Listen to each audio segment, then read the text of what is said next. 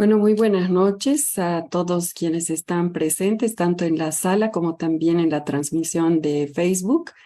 Yo felicito al grupo Diálogos al Café de Marcus Escudero, porque creo que lo más importante es, en todos estos tiempos que estamos viviendo, es tener la posibilidad de dialogar, como dice, Diálogos al Café, de tener ideas diferentes, de compartir lo que estamos pensando y más aún cuando nos estamos dando cuenta que el tema de la violación de derechos humanos hace, yo diría, no de hoy, ya diría unos 10 años, porque ya varios han llegado a instancias internacionales en esta última temporada, porque ya tenemos jurisprudencia de antes, de épocas de dictadura. Ahora resulta que en época de democracia ya también tenemos jurisprudencia en la Corte Interamericana. Entonces, siempre es importante, creo yo, y el tema que tenemos hoy es precisamente analizar qué ha pasado con la Comisión Interamericana, ¿no? O sea, todos nos damos cuenta que la Comisión Interamericana es una primera instancia, digamos, a los países que han ratificado la Convención Americana de los Derechos Humanos, y entre ellos estamos nosotros como Bolivia. Y si no pasa nada con ese informe que dicen, entre comillas, que se hubiera filtrado, entonces de todas maneras hay una responsabilidad de parte del Estado. Entonces yo diría que empecemos, y les propongo ese a todos si están de acuerdo, es que empecemos con la parte de qué esperamos de este informe. ¿Qué esperamos? ¿Cómo funciona el sistema? Un poco para ubicarnos en el tema jurídico, digamos, y para que Ramiro nos pueda explicar. Ramiro es presidente de la Fundación para el Debido Proceso, abogado, investigador, ha hecho excelentes investigaciones con relación y que yo le he estado pidiendo hace un poco, porque están haciendo un proyecto de ley para elegir a las altas autoridades, como no sabemos si se va a cambiar la Constitución, y entonces hay un proyecto de ley. Y ha hecho una interesante también investigación sobre cómo ha sido este proceso de preselección para las autoridades judiciales que han votado y que tiene que ver con sistemas de justicia. Entonces, como les decía, propongo dos cosas. Una, la primera, que hagamos dentro del ámbito jurídico cómo funciona el sistema, qué deberíamos esperar de la comisión desde un punto de vista, digamos, jurídico para que todos, que como ciudadanos, nos demos cuenta qué tenemos que esperar de eso. Y una segunda parte ya en el ámbito del contexto actual. ¿Qué vamos a esperar del gobierno de Evo Morales, del anterior gobierno de Evo Morales, del actual gobierno? Y a analizar un poco cuáles son las funciones especialmente del Procurador General del Estado. Si les parece así, entonces podríamos empezar con Ramiro, con esta presentación, y agradecer que estás aquí presente. Un saludo a todos. Ah, Se me ha pedido a mí que haga algunos comentarios jurídicos y también un poco de perspectiva política en relación a los próximos pasos, el impacto, las consecuencias que puede traer este informe de fondo. Para empezar muy brevemente, mencionar que en el marco de la Carta de la Organización de Estados Americanos, contamos con un sistema interamericano de protección de derechos humanos que tiene dos mecanismos: una comisión encargada de investigar, de monitorear la situación de derechos humanos, y una corte encargada de juzgar aquellas violaciones que la comisión las presenta. A diferencia del sistema europeo, el sistema interamericano, los ciudadanos no podemos llegar directamente a la Corte Interamericana, ¿no? Con la simplificación, tal vez, y las diferencias del caso, la Comisión Interamericana es una especie de fiscalía del Ministerio Público, ¿no? Que recauda antecedentes, prepara un informe y se ve que hay elementos, presenta el caso a juicio ante la Corte. Así que los ciudadanos tienen que acudir ante esa vía. La comisión además tiene dos vías de monitoreo de los derechos humanos, ¿no? Una es el sistema de analizar más situaciones, informes temáticos, pero también está esta otra segunda columna, que son las peticiones individuales, que son los casos, como el del Hotel Las Américas. No voy a entrar a la descripción de los hechos, que desconocidos por todos, sino voy a hacer simplemente un resumen del análisis jurídico que hace la comisión en este informe de fondo. Este informe de fondo es una especie de informe conclusivo de toda la fase previa de investigación. Sin embargo, este no es el informe final aún. Se entiende que cuando acaba una petición, primero tiene que ser, tal vez la etapa más difícil es la de admisibilidad, donde la comisión ve si se cumplen los requisitos de admisión, luego hay toda una investigación y sus primeras conclusiones se pronuncia a través de este informe de fondo, que en una primera versión podríamos decir es un informe preliminar, todavía no es un informe definitivo. Notifica a las partes y tienen 3 meses para cumplir sus recomendaciones. Si en los próximos 3 meses el Estado boliviano, en el entendido de que ha sido notificado formalmente, porque no se sabe mucho todavía por lo que señalaba Rebeca, de que este informe, además, de acuerdo al procedimiento, es reservado, ¿no? Porque se busca que las partes tengan todavía la posibilidad de buscar una solución amistosa antes de pasar a la fase contenciosa. Y claro, cuando ya es público, pues condiciona mucho las posibilidades de un acuerdo negociado. Pero si en los 3 próximos meses no da cumplimiento o de plano el Estado boliviano lo rechaza, la comisión, ahí sí, este informe lo vuelve definitivo y se convierte en lo que podríamos decir una demanda, ¿no? Y esto es lo que presenta ante la Corte Interamericana de Derechos Humanos y se inicia la fase contenciosa. Ahora, ¿qué dice el informe?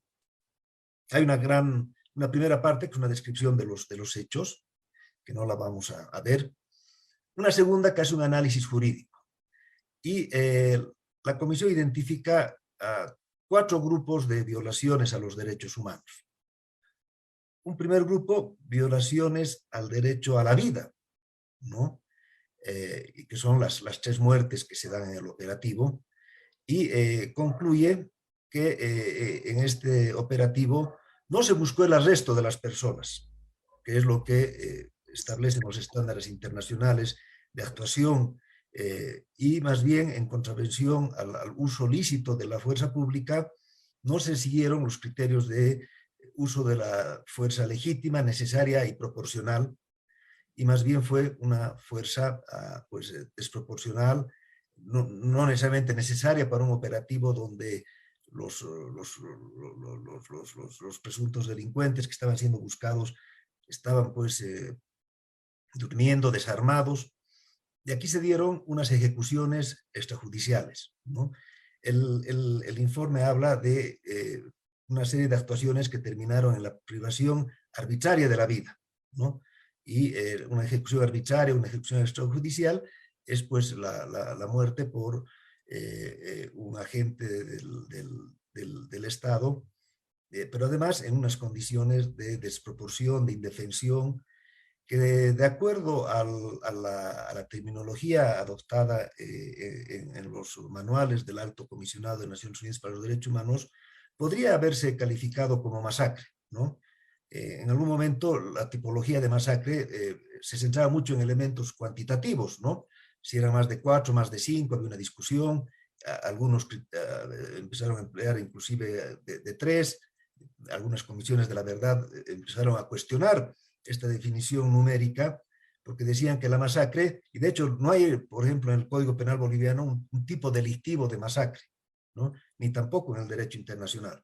Es más bien una definición un tanto política, pero que da cuenta de el uso de la fuerza pública de forma desproporcionada, a mansalva, premeditada, frente a la indefensión de las víctimas, ¿no? Y aquí claramente han habido esos elementos cualitativos que podrían haber configurado masacres. Ramiro, si me permites, hasta ahí, si me permites, Adelante. eso con la experiencia que tú tienes y con lo que conocemos de la Corte Interamericana, porque ya tenemos jurisprudencia de estos últimos años, pero también tenemos jurisprudencia de la época de las dictaduras militares.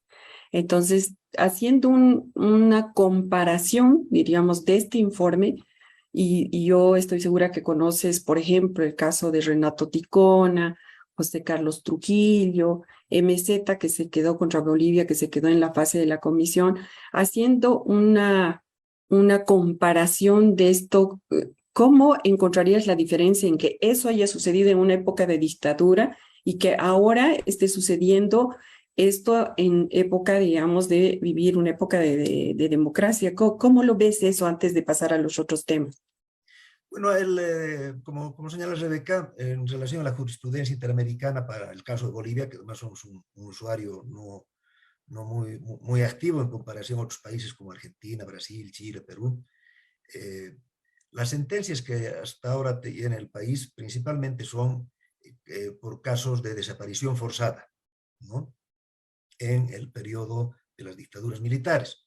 Ya tenemos unas 2 o 3 sentencias de la democracia, pero que tenían que ver con temas de migración, con temas de derechos de salud, el tema de consentimiento previo para intervenciones médicas.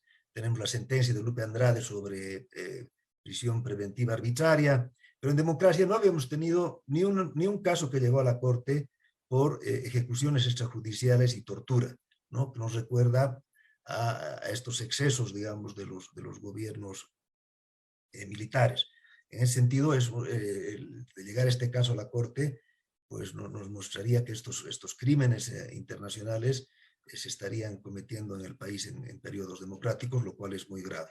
Ok, pero con relación, por ejemplo, al caso Renato Ticona, que es un caso que se ha dado en dictaduras con relación a José Carlos Trujillo, que se ha dado en dictaduras, si bien es cierto que ha sido con referencia, diríamos, a desapariciones forzadas, pero también es con relación a este movimiento que se ha dado de la fuerza desproporcional de, en ese momento, las fuerzas del orden, que podríamos decir, pero ahí no eran fuerzas del orden de los militares, ¿no es cierto?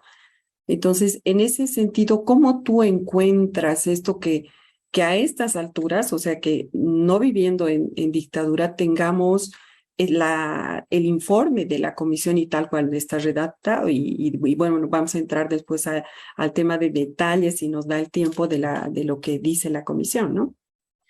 Bueno, si bien hay ciertas similitudes, en un caso fueron, digamos, fuerzas militares, en este caso del Hotel Las Américas, más bien estuvo muy involucrado la policía, su servicio de inteligencia, pero lo que tienen en común estos casos, los 4 casos de desaparición forzada con este eventual caso de ejecución extrajudicial y tortura, es el rol de la justicia. Ahí más bien hay un patrón de impunidad